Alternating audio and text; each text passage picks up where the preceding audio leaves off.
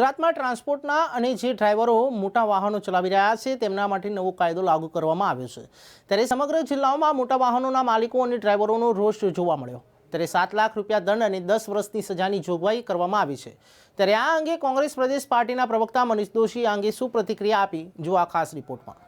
સમગ્ર દેશની અંદર અને સમગ્ર ગુજરાતની અંદર ત્યારે અત્યારે ટ્રાન્સપોર્ટેશનનો જે માર લોકો વેઠી રહ્યા છે, જે લોકો નોકરી કરી રહ્યા છે, જે ગરીબ પરિવારમાંથી મજબૂરીમાં નોકરી કરે છે, ટ્રાન્સપોર્ટેશનના ડ્રાઈવરો જે છે તેમના માટે એક કાયદો લાગુ કરવામાં આવ્યો છે। ત્યારે ટ્રાન્સપોર્ટેશનના જે હેવી વાહનો છે તેને લઈને સરકાર હવે કાયદો લાવવા જઈ રહી છે। જો તમે એક્સિડન્ટ કરશો, અકસ્માત સર્જાશે મોટા વ્હીકલોથી તો ડ્રાઈવરને 7 લાખનો દંડ અને 10 વર્ષની સજા ફટકારવામાં આવશે તેવો કાયદો લાવવા જઈ રહી છે। ત્યારે એક સરકારથી એક નવા વર્ષના આજે પહેલા જ દિવસે એક મોટો ઝાટકો વાગ્યો છે ટ્રાન્સપોર્ટેશનના જે માલિકો છે તેમને। ત્યારે આ અંગે કોંગ્રેસના પ્રવક્તા મનીષભાઈ દોશી આ અંગે શું કહી રહ્યા છે, શું પ્રતિક્રિયા આપી છે, આવો સાંભળીએ તેમને। સમગ્ર દેશની અંદર રસ્તા પરના અકસ્માતોની સંખ્યા સતત વધતી જાય છે।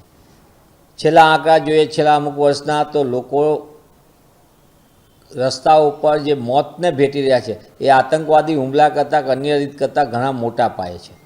એટલે કે દેશની અંદરના રસ્તા ઉપર વાહન ચાલકોના લીધે અથવા તો પોતાની બેદરકારી પણ એનકેન પ્રકાર કે રસ્તાના ખાડાઓના કારણે પણ સમગ્ર દેશની અંદર માનવ જિંદગી હોમાઈ રહી છે। ત્યારે આ રસ્તાઓ સલામત બને એ આપણા સૌની ફરજ છે। વાહન ચાલકો પણ પોતાની જવાબદારી સમજે અને હેવી વ્હીકલ જે છે એટલે કે ટ્રક છે અને મોટા મોટા કન્ટેનરો છે એ તમામ લોકો સલામત રીતે ચલાવે એ જરૂરી છે, જેઓ માનવ જિંદગીને બચાવી શકાય।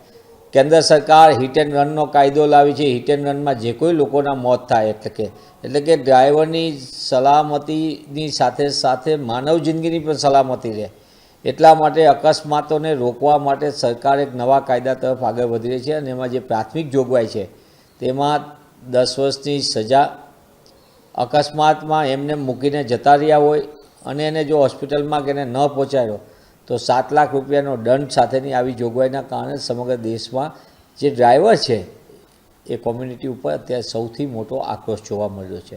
પણ સમજ સાથે આમાં માત્ર ડ્રાઈવર એક જ જવાબદાર નથી। ડ્રાઈવરોના ઘણા બધા કિસ્સામાં એવું છે કે એક તો સતત લાંબા સમયની એમની સતત ડ્રાઇવિંગ કરવાનું, રસ્તાઓની જે પ્રકારની ડિઝાઇન હોવી જોઈએ એ રસ્તાઓની ડિઝાઇન એક મોટા પાયે આટખેલી રૂપ છે। રસ્તાની મરામત કરવી એ પણ મોટી વાત છે, એ પણ સમયાંતરે થવી જોઈએ, એ પણ નથી થતી। અને સમગ્ર બાબતને અકસ્માત ગવા માટે જેને ઘટાડવા હોય આપણે અકસ્માતને તો ઘટાડવા માટે સામૂહિક પ્રયાસ અતિ જરૂરી છે। વાહન ચાલકોને પૂરતું શિક્ષણ આપવાના, શિક્ષિત આપવાના, વાહનની ગતિને પણ મર્યાદા રીતે રાખવાની, સાથે સાથે તેની સર્વાંગી રીતે એટલે માનસિક એની જે સ્થિતિ હોય એની પણ ચકાસણી કરવાની, એને હાઇજેનિક ફૂડ મળે ડ્રાઈવરોને એને એ પણ એટલું જ જરૂરી છે। અને સાથે સાથે રસ્તાઓ સલામત બને એના માટે કેન્દ્ર સરકારે પણ કામ કરવાની જરૂર છે। આમ સમગ્ર દ્રષ્ટિએ જો કામ કરશું તો જ આ બચી શકશે। પણ તાજેતરનો આ કાયદો જે રીતે થોપી દેવાની વાત આવીને એના કારણે ટ્રક ચાલકો ઉપર ભારોભાર રોષ છે, એનો આક્રોશ આપણને જોવા મળી રહ્યો છે। ડ્રાઈવરોને અસલામતીની લાગણી ઊભી થઈ રહી છે કે અમારાથી ભૂલથી પણ, કોઈની ઈચ્છા તો હોય નહીં કે અકસ્માત કરવો, પણ ક્યાંક અકસ્માત થયો હોય ભૂલથી તો અમે સીધા જેલમાં જશું, એ અસુરક્ષાની ભાવનાને કારણે તે આક્રોશ જોવા મળે છે। ત્યારે હું આપના માધ્યમથી માંગ કરું છું કે ટ્રક ચાલકોને વિશ્વાસમાં લઈને એને સલામતી કઈ રીતે રાખી શકાય એના માટેની તાલીમ આપવામાં આવે, સમયાંતરે એની આરોગ્યની ચકાસણી કરવામાં આવે, એનું મેન્ટલ સ્ટ્રેસ કેટલો છે એની પણ ચકાસણી કરવામાં આવે અને રસ્તાઓની સ્થિતિ સુધારવામાં આવે તો આપણે અકસ્માતો ઉપર રોક લગાવી શકશું અને અકસ્માતો જે વધી રહ્યા છે એમાં ઘટાડો પણ નોંધપાત્ર કરી શકીશું। ગુજરાતમાં દારૂ વેચાઈ રહ્યો છે એ જગ જાહેર છે તો ક્યાંક ને ક્યાંક નશાબંધી બી એક કારણ હોઈ શકે અકસ્માતનું ગુજરાતમાં? ટ્રાન્સપોર્ટેશનના જે ડ્રાઈવરો હોય છે ડ્રિંક એન્ડ ડ્રાઈવ કરીને બી ઘણી વખત ચલાવતા હોય છે। ડ્રિંક એન્ડ ડ્રાઈવ એ સૌથી મોટી ચિંતાનો વિષય છે। રસ્તાને અસલામત રીતે એટલે કે ડ્રિંક કરીને ડ્રાઈવર જ્યારે ચલાવે ત્યારે એના અનેક પ્રકારના ઉન્માદોને અનેક પ્રકારના નશાકારક પદાર્થોના કારણે આ પરિસ્થિતિ નિર્માણ થાય છે। આપણે ઘણા બધા અકસ્માતો જોયા છે કે જેમાં આ પ્રકારનામાં મોટા પાયે લોકોના મોત એ ડ્રિંક એન્ડ ડ્રાઈવના કારણે થતા હોય છે। તેવા સંજોગોમાં ગુજરાતની સરકાર ભ્રષ્ટાચાર ઉપર રોક લગાવી નથી શકી। ગૃહ વિભાગ એનો ભ્રષ્ટાચારનો એપી સેન્ટર છે।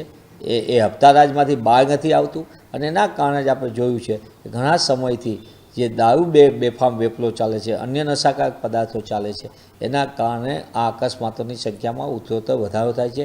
ગુજરાતના અનેક વિસ્તારોમાં માનવ જિંદગી હોમાઈ રહી છે, પણ સરકારનું પેટનું પાણી હલતું નથી.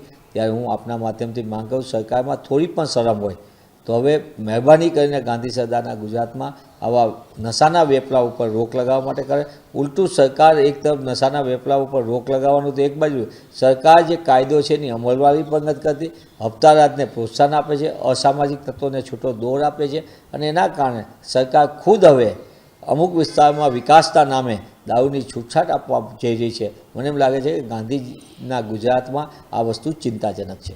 કોંગ્રેસ આ મુદ્દે ટ્રાન્સપોર્ટેશનનો જે મુદ્દો છે, જે લોકો આ જે કાયદો લાવવા છે એના અંગે શું હડતાલ ઉપર ઉતરશે કોંગ્રેસ પાર્ટી? નિશ્ચિતપણે જે સમગ્ર દ્રષ્ટિએ છે એ હું પ્રમાણિકપણે આપના માધ્યમથી કહી કે રસ્તા એ માનવતાને હોમી રહ્યું છે, માનવ જિંદગી હોમાઈ રહી છે.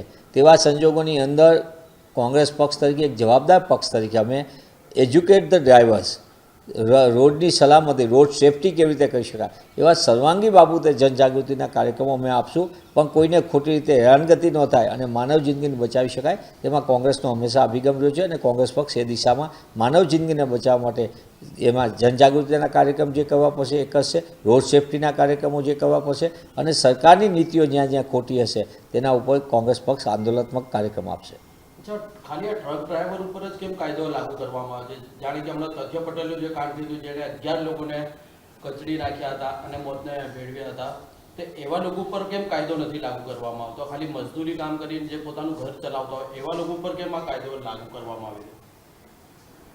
આ કાયદાની પ્રાથમિક માહિતી જે આવી છે એમાં ટ્રક ડ્રાઈવરની એટલા માટે છે, પણ આખા કાયદાનો સંપૂર્ણ મેં અભ્યાસ નથી કર્યો, પણ જે પ્રાથમિક માહિતી આવી છે એ ચિંતાજનક છે. માત્ર આપની વાત એકદમ બિલકુલ સાચી છે કે કોઈ મજદૂરી કરતો હોય, મહેનત કરતો હોય એવા વ્યક્તિને કાયદાના દંડાના નામે એ લોકોને હેરાનગતિનો ભોગ બનવું પડે, ખોટા ગુનાઓમાં હેરાનગતિ થાય, અસુરક્ષાની ભાવના અનુભવે, એ વ્યાજબી નથી.